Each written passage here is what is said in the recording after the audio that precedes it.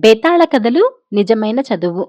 పట్టువదలని విక్రమార్కుడు చెట్టు వద్దకు తిరిగి వెళ్లి చెట్టుపై నుంచి శవాన్ని దించి భుజాన వేసుకుని ఎప్పటిలాగే మౌనంగా శ్మశానంకేసి నడవసాగాడు. అప్పుడు శవంలోని బేతాళుడు, రాజా, నువ్వు పట్టిన పట్టు వదలవనే విషయంలో ఇసుమంత కూడా అనుమానం లేదు. అయినా ఇంత రాత్రి వేళ నీకు ఈ కష్టం ఏమిటి? తాము చేసే పనికి ఫలితం వచ్చే సమయానికి సవ్యంగా అడగవలసినది అడగలేని వారే లోకంలో ఎక్కువ మంది ఉన్నారు. ఆయాచితంగా కోరని భాగ్యం తలుపు తడుతున్న ఆ అనుకోని భాగ్యాన్ని కూడా ఉత్తి పుణ్యానికే పోగొట్టుకునేవారే ఎక్కువ మంది ఉన్నారు. సిద్ధాన్నం విస్తరి ముందు ఉన్న చేతులారా పోగొట్టుకునే వారిని ఎవరూ బాగు చేయలేరు అనే విషయం నీకు తెలియనిదేమిటి? ఇందుకు ఉదాహరణగా కొడుకుకు చక్కటి విద్య పొందే సువర్ణావకాశం వచ్చినప్పటికీ వితండవాదంతో కాలదన్నుకున్న రాజయ్య అన్న రైతు కథ చెప్పుతాను. శ్రమ తెలియకుండా విను అంటూ ఈ విధంగా చెప్పసాగాడు. చాలా కాలం క్రితం ఒక ఊరిలో రాజయ్య అనే రైతు ఉండేవాడు. అతనికి 5 ఎకరాల మాగాణి పొలం ఉండేది. ఆ ఊరిలో ఒక పెద్ద చెరువు ఉండి నీళ్లు సంవత్సరం పొడుగునా ఉండేవి.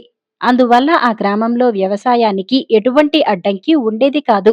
ప్రతి సంవత్సరం క్రమం తప్పకుండా వానలు పడటం, చెరువు నిండటం, దాంతో పొలాలలో పంటలు పండించటానికి, ప్రజలు తాగటానికి కావలసినన్ని నీళ్లు ఉండేవి.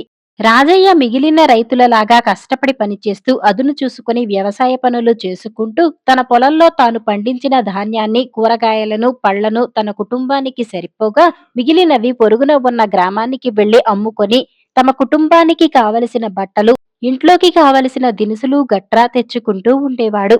రాజయ్య ఈ విధంగా తాను కష్టపడుతూ ఆ కష్ట ఫలితంతో సుఖంగా జీవనం సాగిస్తున్నాడు. రాజయ్యకు ఒక కొడుకు. అతడి పేరు వీరన్న. 10 ఏళ్ల వయసు. ఇప్పుడిప్పుడే రాజయ్య అతడికి పొలం పనులు నేర్పుతూ చిన్న చిన్న పనులు చేయిస్తున్నాడు. తనకు తెలిసిన వీసెలు, మణుగుల లెక్కలు, డొక్కలు ఇప్పటికే వాడికి రాజయ్య నేర్పాడు. రాత్రిళ్ళు బయట వడ్ల పాతరం మీద వేసుకున్న మంచం మీద పడుకుని కొడుక్కి ఆకాశంలో కనిపించే నక్షత్రాలు, చంద్రుడు, మేఘాల గురించి తన పెద్దల దగ్గర విన్న మాటలను కొడుకికి చెప్తూ ఉండేవాడు. గాలివాలు, మేఘాల కదలికలతో ఎప్పుడు వాన పడుతుంది, ఎప్పుడు పడదు వంటి విషయాలు కూడా కొడుక్కి నేర్పే ప్రయత్నం చేస్తున్నాడు. వీరన్న రోజూ మధ్యాహ్నం వేళకి తండ్రికి తల్లి వండి ఇచ్చిన భోజనాన్ని తీసుకువెళ్ళేవాడు. రాజయ్య కొడుకు తెచ్చిన అన్నం తిని చెట్టు నీడలో కొద్దిసేపు నడుం వాల్చేవాడు. వీరయ్య తండ్రి విశ్రాంతి తీసుకుంటూ ఉండగా చిన్న చిన్న పనులు పొలంలో చేస్తూ ఉండేవాడు. ఇలా క్రమం తప్పకుండా జరిగిపోతున్నది. ఒక రోజున రాజయ్య ఉదయాన్నే లేచి పొలానికి వెళ్లి అక్కడ ఉన్న పళ్ళ చెట్లకి గొయ్యి తవ్వుతున్నాడు. ఈలోగా అతనికి దూరంగా గుర్రం దౌడు తీయటము, గుర్రపు సకిలింపు, మరి కాసేపటికి ఆర్తనాదాలు వినపడ్డాయి. ఆ కేకలు వినవస్తున్న వైపుకు పరుగు పరుగున వెళ్లిన రాజయ్యకు అక్కడి దృశ్యం చూసేపటికి నోట మాట రాలేదు. అస్తవ్యస్తంగా జీనువేయబడిన గుర్రం బుసలు కొడుతూ కనపడింది. ఆ పక్కనే ఉన్న ఊబిలో ఒక కుర్రవాడు నడుం వరకు కూరికిపోయి బయటకు రావటానికి కొట్టుకుంటూ మరింత లోపలికి జారిపోతూ అప్పుడప్పుడు సహాయానికి కేకలు వేస్తూ ఉన్నాడు. రాజయ్య వెంటనే తేరుకుని పంచె ఎగగట్టి గుర్రాన్ని పెద్దగా కేకలు వేసి అదిలించి దూరంగా తరిమి ఆ కుర్రాడితో, అబ్బాయి, భయపడకు. నువ్వు ఎంత కదిలితే అంత ప్రమాదం. కదిలిన కొద్దీ నువ్వు ఊబిలోకి మరింత దిగబడిపోతావు. కదలకుండా ఉండు. నేను నిన్ను బయటకు లాగటానికి ప్రయత్నిస్తాను అని ధైర్యం చెప్పాడు. రాజయ్య దగ్గర్లోనే ఉన్న ఒక చెట్టుకు ఉన్న పొడవాటి కొమ్మను ఒకటి విరిచి దాని చివర తన తలగుడ్డను గట్టిగా కట్టి ఊబి అంచు దగ్గరకు వెళ్లి కొమ్మ పొడుగుతో గుడ్డను కుర్రాడి మీదకు తెచ్చాడు. కుర్రాడు చటుక్కున ఆ గుడ్డను గట్టిగా పట్టుకున్నాడు. రాజయ్య తన బలాన్నంతా ఉపయోగించి ఊబి అంచునే కాళ్లు గట్టిగా భూమి మీద నిగడతన్ని నిలబడి లాగసాగాడు. కుర్రవాడు కూడా సహాయం అందిన బలంతో తన వంతు ప్రయత్నం చేసి మెల్లిమెల్లిగా ఊబిలోంచి బయటకు వచ్చాడు. రాజయ్య అతన్ని జాగ్రత్తగా ఊబిలోంచి బయటకు లాగాడు. భయంతో అవిసిపోయిన ఆ కుర్రాణ్ణి జాగ్రత్తగా చెట్టు నీడలోకి చేర్చి నీళ్లు తెచ్చి అతని సేద తీర్చాడు. దాహానికి తన దగ్గర ఉన్న నీళ్లు ఇచ్చాడు. ఆ కుర్రాడు తేరుకుని మెల్లగా లేచి రాజయ్యకు కృతజ్ఞతలు చెప్పి తన దారిన తాను వెళ్లిపోయాడు. రాజయ్య తన కాళ్ళు చేతులు శుభ్రంగా కడుక్కొని కొడుకు వీరయ్య కోసం ఎదురు చూడసాగాడు. వీరయ్య తెచ్చిన భోజనం తిని యథాప్రకారం చెట్టు కింద కునుకు తీశాడు. ఆ కుర్రాడి సంగతి పూర్తిగా మరిచాడు. మరనాడు వీరయ్య మధ్యాహ్న భోజనం ముగించి కొడుక్కు ఆ వేళ చేయవలసిన పని చెప్తున్నాడు. ఈలోగా పొలానికి ఒక దిక్కున ఉన్న రహదారి మీద పొరుగురి జమీందారు గుర్రపు బండి మీద వచ్చి వీరయ్య పొలం దగ్గర నిలిచింది. బండి తోలేవాడు తలుపు తీయగానే జమీందారు దిగి వీరయ్య పొలంలోకి చకచకా రాసాగాడు.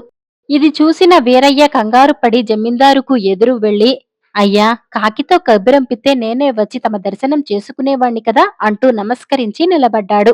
జమీందారు ఒక్క మాట కూడా మాట్లాడకుండా వీరయ్యను ఆదరంగా కౌగిలించుకుని, వీరయ్య, నేను నీకు ఎంతో రుణపడి ఉన్నాను. నిన్న నువ్వు నా కొడుకుని కాపాడకపోతే ఏమైపోయేవాడిని? లేక లేక పుట్టినవాడు కావటంతో గారాబంగా పెంచుతున్నాము. ఏ లోటు లేకుండా చూసుకుంటూ కోరిందల్లా కొని ఇస్తూ ముద్దు చేస్తూ ఉన్నాము. దాంతో కనిపించిన ప్రతిదీ కావాలనే మంకుతనం వాడిలో పెరిగిపోయింది. నిన్న కూడా అలాగే జరిగింది. సవారు కోసము కొత్త గుర్రం కొన్న విషయం నాకు తెలుసు కదా! కొత్త కాబట్టి మచ్చిక కాలేదని, దానికి జోలికి పోవద్దని ఒకవైపు హెచ్చరిస్తూనే ఉన్నాము. వింటే కదా! పైగా వాడికి ఉత్సాహం ఎక్కువ. కొత్త గుర్రానికి జీను తగిలించి స్వారీ చేయబోయి ఇక్కడ ఊబిలో పడ్డాడు. నాకు నువ్వు చేసిన సహాయం చెప్పాడు. మా పిల్లాడిని కాపాడి ప్రాణదానం చేసిన నీ రుణం తీర్చుకోలేను. ఈ సహాయానికి కాను కృతజ్ఞత చెబుదామని భావించి అసలు నిన్ననే వద్దామనుకున్నాను. కాని అబ్బాయిని సముదాయించి కచేరీ పనులు చూసుకునేటప్పటికీ ఈ వేళ అయింది అన్నాడు. అయ్యో, నేను చేసిందేముందండయ్యా? పాపం కుర్రాడు ఊబిలో దిగిపోతుంటే నాకు చేతనైన సహాయం చేశాను. ఆ అబ్బాయి మీ కుమారుడని నాకు తెలియదు అన్నాడు వినయంగా. జమీందారు సంతోషంతో తల ఆడిస్తూ ఆ పక్కనే తలకి పాగా చుట్టుకొని చేత్తో పార పట్టుకుని వీళ్ళిద్దరినీ గమనిస్తున్న వీరయ్య కేసి చూసి, రాజయ్య, వీడేనా నీ కొడుకు అన్నాడు. రాజయ్య తన కొడుకు వీరయ్య తల మీద చెయ్యి వేసి, అవునండి, వీడికి 10 సంవత్సరాలు నిండాయి. ఇప్పుడిప్పుడే పనులు నేర్పుతున్నాను. త్వరలోనే చేతికి వస్తాడు అన్నాడు. దానికి జమీందారు, అదేమిటి రాజయ్య, వీడిని కూడా నీలాగా మట్టి పిసుక్కునేవాడిని చేస్తావా? నేను వీడిని తీసుకెళ్లి మా అబ్బాయితో సమానంగా చదివించి నా కచేరీలోనే మంచి ఉద్యోగం ఇస్తాను. నువ్వు నాకు చేసిన ఉపకారానికి నీకు తగిన పరిహారం ఇచ్చుకొని, లేకపోతే నువ్వు చేసిన సహాయానికి అర్థమే ఉండదు. ఏమంటావు అన్నాడు చిరునవ్వుతో. అందుకు రాజయ్య, అయ్యా జమీందారు గారు, నేను ఆ కుర్రాడిని ఆపదలో ఉంటే రక్షించాను కాని మీరొచ్చి ప్రతిఫలం ఇస్తారని కాదు. ఆ సమయంలో ఎవరైనా అలాగే చేస్తారు కదా! ఆపదలో ఉన్నవాడు ఎవరు ఏమిటి అని చూసి సహాయం చేయం కదా! మా అబ్బాయి వీరయ్యకు నేను చెప్పవలసిన చదువు చెప్తూనే ఉన్నానయ్యా. ఇంతకంటే ఇంకా మంచి చదువు ఉందంటే నేను ఒప్పుకోను బాబూ. పనికొచ్చే ఒక్క పని చేయకుండా కచేరీలో కూర్చొని ఎవరెవరో చేసిన పనులకు లెక్కలు వేస్తూ కర్రపెత్తనం చేస్తున్నట్టుగా మా వీరయ్యను ఊహించుకోలేకుండా ఉన్నానండి. అయ్యగారు, నేను మా అబ్బాయికి చెప్పేది కూడా మంచి చదువే అనుకుంటున్నాను. క్షమించండి. నా చదువు మా అబ్బాయికి చెప్పుకోనివ్వండి. అదే నేను మీ దగ్గర నుంచి కోరే ఉపకారం అన్నాడు వినమ్రంగా. జమీందారు రాజయ్య మాటలు విని అచ్చెరువొందాడు. పొలంలో పనిచేసుకునే రాజయ్యకు ఎంతటి చక్కటి జ్ఞానం ఉన్నదా అని ఆశ్చర్యపోతూ అతడికి కృతజ్ఞత తెలిపి తిరిగి వెళ్ళిపోయాడు. జమీందారు అంతటితో ఊరుకోలేదు. తన జమీనులో ఉన్న రైతుల సమస్యలు తెలుసుకుని వాటన్నిటినీ పరిష్కరించే ప్రయత్నం చేశాడు. బేతాళుడి కథ చెప్పి, రాజా, రైతు రాజయ్య ఎంత తెలివి తక్కువగా ఎందుకు ప్రవర్తించాడు? జమీందారు తన కొడుకును తీసుకెళ్లి చదువు చెప్పించి పెద్ద ఉద్యోగం ఇప్పిస్తానన్నా ఎందుకు ఒప్పుకోలేదు? ఈ ప్రశ్నలకు సమాధానం తెలిసి కూడా చెప్పకపోయావో నీ తల పగిలిపోతుంది అన్నాడు. దానికి విక్రమార్కుడు, రాజయ్య తెలివి తక్కువగా ఏమీ ప్రవర్తించలేదు. తాను చెప్పేది కూడా చదువే అని గట్టిగా నమ్ముతున్నవాడు. అంతకంటే మరొక చదువు విలువైనది. అది తన కొడుకుకు చెప్పించి అదేదో ఉపకారం అన్నట్టుగా జమీందారు మాటలు అతనికి బాధ కలిగించాయి. రాజయ్య అనుకున్నట్టుగానే అతను చెప్పేది చాలా మంచి చదువు. తరతరాల విజ్ఞానమంతా తన కొడుక్కి తన పద్ధతిలో బోధించటానికి ప్రయత్నిస్తున్నాడు. కాకపోతే జనబాహుళ్యంలో చదువు అంటే వ్రాయటం, చదవటం అనే ప్రచారంలో ఉన్నది. అది సరికాదు. తన బ్రతుకు తాను బ్రతకటానికి, అనువైన వృత్తి చేపట్టటానికి, అనువైన విజ్ఞానాన్ని అందించేది ఏదైనా చదువే. ముఖ్యంగా వ్యవసాయం, చేతి వృత్తులు తరతరాలుగా వస్తూనే ఉన్నాయి. వ్యవసాయం బడిలో కూర్చొని చదివితే వచ్చేది కాదని రాజయ్యకు తెలుసు. అందుకనే తాను తన తండ్రి దగ్గర నేర్చుకున్నట్లే తన కొడుక్కి నేర్పుతున్నాడు అని చెప్పాడు. రాజుకి ఈ విధంగా మౌనభంగం కలగగానే బేతాళుడు శవంతో సహా మాయమై తిరిగి చెట్టెక్కాడు. ఉరిశిక్ష రాసిన వారు ఏసీ సర్కార్ ఐంద్రజాలికుడు గారు. నాగాదిత్య మహారాజు పరాక్రమ సంపన్నుడు. ఆయన రాజ్యం సుభిక్షం. ఆయన సైన్యం అపారం. ఆయన అంటే పరిసర రాజ్యాల వారికి సింహస్వప్నం. ఆయనకు లేక లేక కలిగిన కుమారుడు దేవాదిత్యుడు. ఆ కుర్రవాడంటే ప్రభువుకు, ప్రజలకు కూడా ఎంతో ప్రేమ.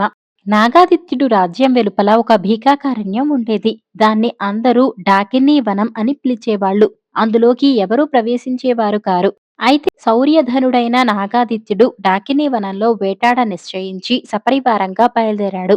మంత్రి సామంతులు వద్దని చెప్పినా ప్రయోజనం లేకపోయింది. తీరా వెళ్లి చూస్తే డాకినీ వనం ఎంతమాత్రమూ భయంకరంగా కనపడలేదు.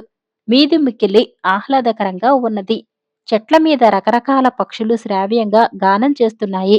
అలాటి వనం గుండా వెళ్లి రాజు ఒక కోనేటిని చేరుకున్నాడు.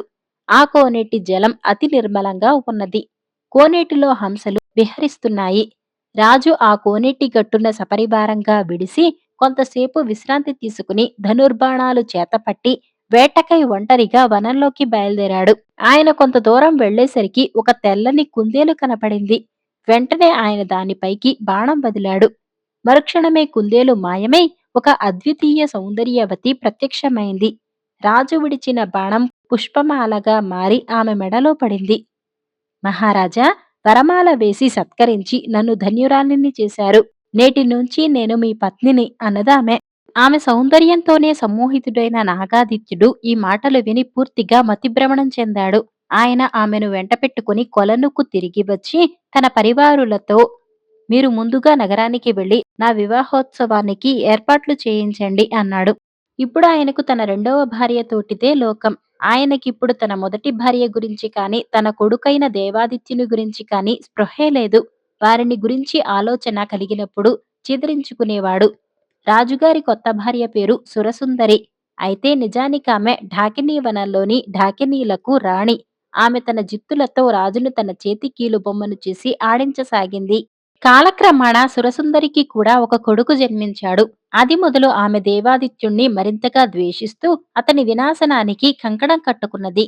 ఆమె రాజుతో, నా ఆరోగ్యం క్రమంగా చెడిపోతున్నది. నీ కొడుకు దేవాదిత్యుడు ఈ రాజ్యం నుంచి పోతేనే కాని నా ఆరోగ్యం కుదుట పడదు అన్నది. తన చిన్న భార్య విచారాన్ని ఏమాత్రమూ భరించలేని రాజు వెంటనే దేవాదిత్యుడి దేశ బహిష్కరణ ప్రకటించాడు. ఇది విని రాజుగారి పెద్ద భార్య రాజవతీదేవి వెళ్లి తన భర్త పాదాలపై పడి ఏడ్చింది.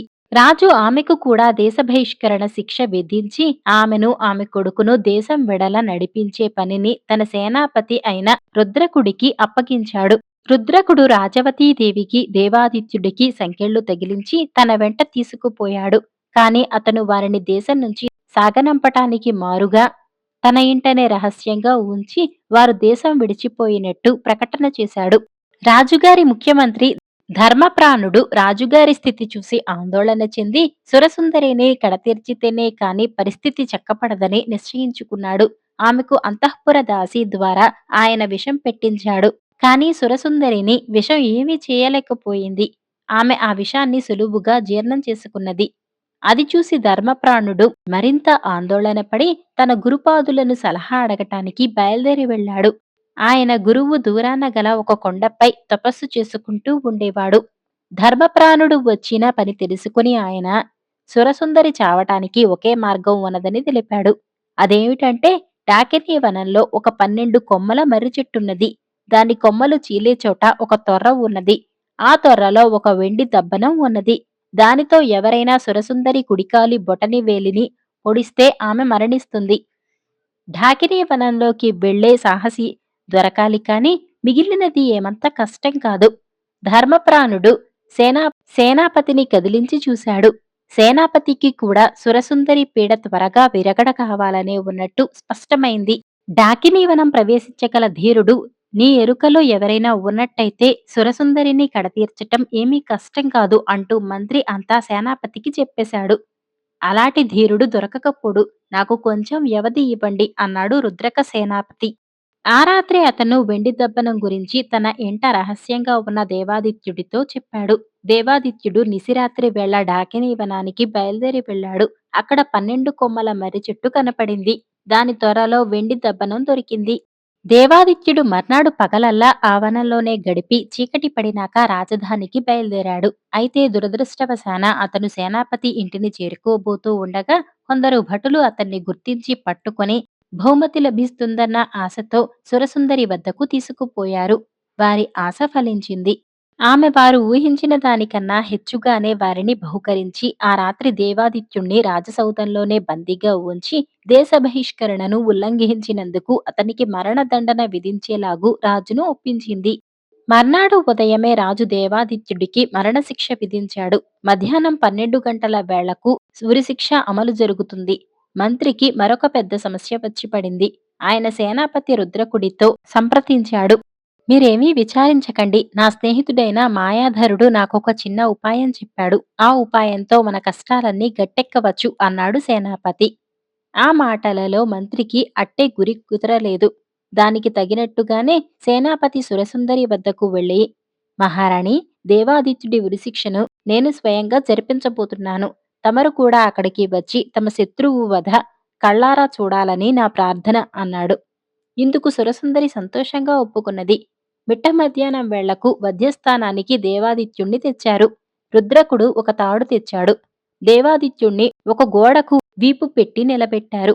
రుద్రకుడు మేకు యొక్క మధ్య భాగాన్ని దేవాదిత్యుడి మెడకు మెలికవేసి మేకు చివరలు 2 బలాఢ్యులకిచ్చి, నేను చెప్పినప్పుడు మేకును బలంగా లాగండి అని ఆజ్ఞాపించాడు. తన శత్రువైన దేవాదిత్యుడి ఉరిశిక్షను చూడవచ్చిన సురసుందరి ఇప్పుడు శిక్షితుడికి ఎదురుగానే వచ్చి నిలబడింది. లాగండి అని గట్టిగా అరిచాడు సేనాపతి. 2 బలాఢ్యులు బలం కొద్దీ మేకు చివరలను పట్టి లాగారు. ఉచ్చు దేవాదిత్యుడి మెడకు బిగుసుకోవటానికి మారుగా ఊడి వచ్చేసింది. దేవాదిత్యుడు ముందరికి పడిపోయినట్టు నటించి తన వద్ద ఉన్న దబ్బనంతో సురసుందరి కుడికాలి బొటన వేలిని ఒక్క పోటు పొడిచాడు. మరుక్షణమే ఆమె కెవ్వున అరిచి ప్రాణం వదిలింది. అదే క్షణంలో అంతఃపురంలోని ఆమె కొడుకు కూడా మరణించాడు. వారిద్దరూ చావగానే రాజుకు ఏదో మైకం వదిలినట్టయింది. అతను తన మొదటి భార్య కోసము, దేవాదిత్యుడి కోసము ఏడవనారంభించాడు. త్వరలోనే వారిద్దరూ ఆయనను చేరుకున్నారు. తర్వాత అంతా సుఖంగా ఉన్నారు. లాగితే బిగుసుకోవలసిన ఉచ్చు ఎలా ఊడింది? అలా జరగటానికి మాయాధరుడు చేసిన ట్రిక్కు ఏమిటి? అతను 7 అడుగుల నిడివిగల 2 తాళ్లు తీసుకున్నాడు. అతను ఆ తాళ్లను నేలమీద పక్కపక్కనే పరిచి తాళ్ల రంగే గల సన్నని దారంతో కలిపి కుట్టాడు. తాడును మెడకు చుట్టేటప్పుడు వాటిని మెలిపెట్టి దేవాదిత్యుడి మెడ వెనుక 2 చుట్లు ఏర్పడేటట్టు ఉచ్చుగా అమర్చాడు. ఈ ఉచ్చులను కలిపి ఉంచినది దారపు కుట్టే. దేవాదిత్యుడి వెనుక గోడ ఉన్నది కనుక అవి ఎవరికీ కనపడవు. దేవాదిత్యుడి మెడ ముందు భాగంలో ఉచ్చు ముడివేశారు. తాళ్ల చివరలను పట్టిలాగగానే దేవాదిత్యుడి మెడ వెనుక ఉన్న 2 చుట్లను కలిపి ఉంచిన దారపు పొగ్గు కాస్త తెగిపోయి మెడకున్న ఉచ్చు బిగవటం జరగలేదు. నచ్చిన కోడలు. రాసినవారు జొన్నలగడ్డ మార్కండేయులు గారు. వెలిచేరు అనే గ్రామంలో రాజయ్య అనే రైతుండేవాడు. అతడు సొంత వ్యాపారం చేసుకుంటూ అవసర సమయాలలో ఇతరులకు సహాయపడుతూ మంచివాడని పేరు తెచ్చుకున్నాడు.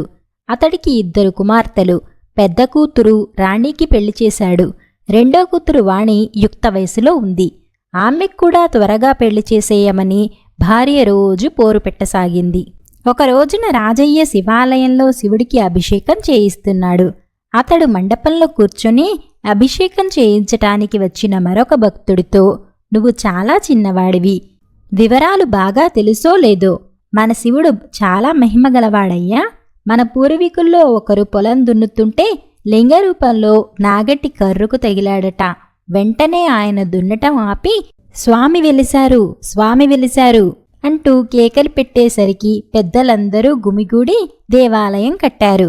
అందరూ రోజూ వచ్చి వెలిశారు వెలిశారు అని దండం పెట్టుకుని పొలం పనులకు వెళ్లేవారట. ఆ వెలిశారు అన్న పదమే చాలా కాలం గడిచాక మనలాంటి వాళ్ల నోటపడి వెలిచేరు అని మారిపోయి మన గ్రామానికి పేరుగా స్థిరపడిపోయింది. అభిషేకం చేయించి ఏం కోరుకున్నా తీరుస్తాడు. మా అమ్మాయి వాణికి చక్కని పెళ్లి సంబంధం కుదరాలని అభిషేకం చేయిస్తున్నాను అని చెప్పాడు. ఇంతలో పూజారి వచ్చి అభిషేకం పూర్తయిందని రాజయ్యకు పక్కనే ఉన్న భక్తుడికి శటగోపం పెట్టి ప్రసాదం ఇచ్చాడు. ఆ సమయంలో గుడి ముందు ఒక గుర్రబండి ఆగింది. బండివాడు గుడి ముందర ఎవర్నో, అయ్యా, రాజయ్య గారి ఇల్లు ఎక్కడో కాస్త చెబుతారా అని అడుగుతున్నాడు. అప్పుడే ప్రసాదం పుచ్చుకుని రాజయ్య బయటకు వచ్చి తన పేరు వినబడటంతో బండివాడి దగ్గరికి వెళ్ళి, నేనే రాజయ్యను, సంగతేమిటి అని అడిగాడు. ఆ వెంటనే బండిలో నుంచి ఒక వ్యక్తి దిగాడు. అతడు చాలా ఖరీదైన దుస్తులు ధరించి ఉన్నాడు. మెడలో పులిగోరు పతకము, 4 వేళ్లకు ఉంగరాలతో గొప్ప ధనికుడులా ఉన్నాడు. ఆయన రాజయ్య కేసి పరీక్షగా చూసి, ఒరే రాజయ్య, నన్ను గుర్తుపట్టలేదా అని అడిగాడు. రాజయ్య తనను ఒరే అంటున్న ఆ ధనికుడి కేసి ఆశ్చర్యంగా పరకాయించి చూసి ఆనందం పట్టలేక, అరే, నువ్వు ముకుందానివి కదా అన్నాడు. అవునన్నట్టు ముకుందం నవ్వాడు. ఈ ముకుందం ఒకప్పుడు, అంటే 20 ఏళ్ల క్రితం వెలిచేరులోనే ఉండేవాడు. తర్వాత గోపాలపట్నం అనే ఊరుకు ఇల్లరికపుటల్లుడుగా వెళ్లాడు. అత్తవారు బాగా డబ్బున్నవారు కావటంతో స్వయంకృషి కూడా ఉండటంతోనూ ముకుందం ధనవంతుడుగా చుట్టుపక్కల పేరుగాంచాడు. రాజయ్య ముకుందాన్ని ఆప్యాయంగా తన ఇంటికి తీసుకువెళ్లి భార్యను, కూతురు వాణిని పరిచయం చేశాడు. తర్వాత అతిథి మర్యాదలు చేసి, ఎప్పుడో 20 ఏళ్ల క్రితం నాతో చదువుకున్న పాత జ్ఞాపకాల్ని తిరగతోడుకుంటూ నా ఇంటికి వచ్చావు. కుచేలుడు ఇంటికి శ్రీకృష్ణుడు వచ్చినంత ఆనందంగా ఉంది. గ్రామంలో కాస్తో కూస్తో పలుకుబడి సంపాదించాను. నా వల్ల జరిగే ఉపకారం ఏదైనా చేస్తాను అన్నాడు. ముకుందం నవ్వి, రాజయ్య విను, నాకిద్దరు కొడుకులు, ఆడపిల్లలు లేరు. నాలాగే నా కొడుకులిద్దరూ కూడా వ్యవసాయం చేస్తున్నారు. వ్యవసాయం మాకు 6వ ప్రాణం. పాలేళ్లు ఎంతమందున్నా పొలం పనులు మేమే స్వయంగా చేసుకుంటాం. అలాగే నా భార్య కూడా తనలాగే వ్యవసాయదారుల్ని ఇష్టపడే వాళ్ళు రావాలని కోరుకుంటుంది. ఆ విధంగా భగవంతుడి దయ వల్ల మాకు తగిన పెద్ద కోడలు దొరికింది.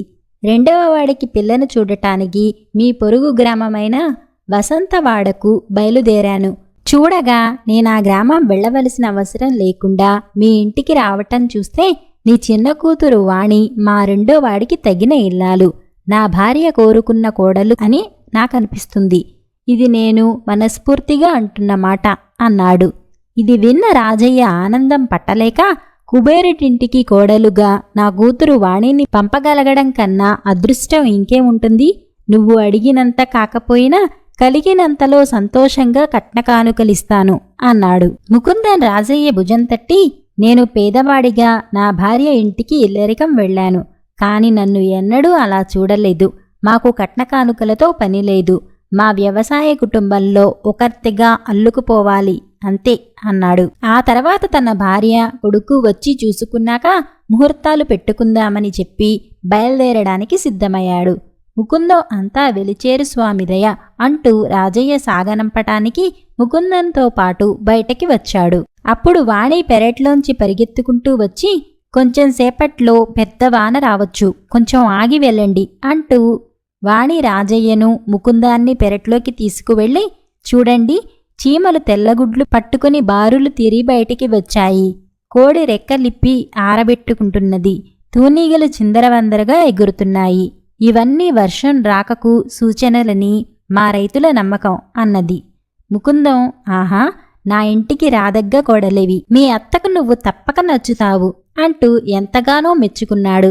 వాణి మాటలు నిజం చేస్తూ కొద్దిసేపట్లోనే ఒక మాదిరి వాన కురిసింది.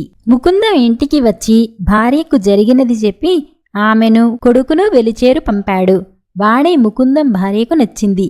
కొడుకు మొహం కూడా సంతోషంగా ఉండటం చూసి వాణిని తన కోడలుగా చేసుకోవాలని నిర్ణయించుకుంది.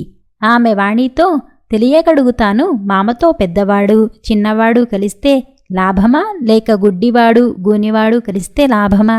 చెప్పితే నాకు నచ్చిన కోడలివవుతావు అన్నది. వాణి నవ్వి, నిజంగా పొలానికి లాభం జరుగుతుందని నమ్మితే మామతో పాటు ఎవరున్నా సరే మన కోరిక తీరుతుంది అన్నది. ఆ జవాబుకు ఆనందం పట్టలేక ముకుందం భార్య తన కొడుకుకేసి తల తిప్పి, ఒరే చిన్నా, వాణి నాకు నచ్చిన కోడలు అన్నది. అప్పుడు చిన్న వాణితో, సరే, నవగ్రహాలలో పెద్దవాడంటే సూర్యుడు, చిన్నవాడంటే బుధగ్రహం, అలాగే గుడ్డివాడంటే శుక్రగ్రహం, గూనివాడంటే శనిగ్రహం కదా, మామ అంటే చందమామ. చందమామతో సూర్యుడు, బుధుడు లేదా శుక్రుడు, శని కలిసినప్పుడు వాన వస్తుంది. మన గ్రహస్థితి బాగుంటే అలాగే జరిగి పొలానికి అవసరం అయినప్పుడు వాన పడుతుందని గ్రహకూటమి నమ్మే వ్యవసాయదారుని కుటుంబానికి సూచించిన నిన్ను అమ్మ మెచ్చుకుంది అన్నాడు. వాణి చిరునవ్వుతో, ఇది అనుభవ ఆర్యోక్తి సూచకలే తప్ప వీటి మీద ఆధారపడకూడదు అన్నది. ముకుందం భార్య అవునన్నట్టు తల ఊపి వాణిని మరింతగా పొగిడింది. త్వరలోనే వాణికి చిన్నాకు పెళ్లి చేసిన రాజయ్య కుటుంబంతో ముకుందం, రాజయ్య నచ్చిన కోడల్ని తీసుకువెళుతున్నాను అంటూ పరమానందంగా చెప్పాడు.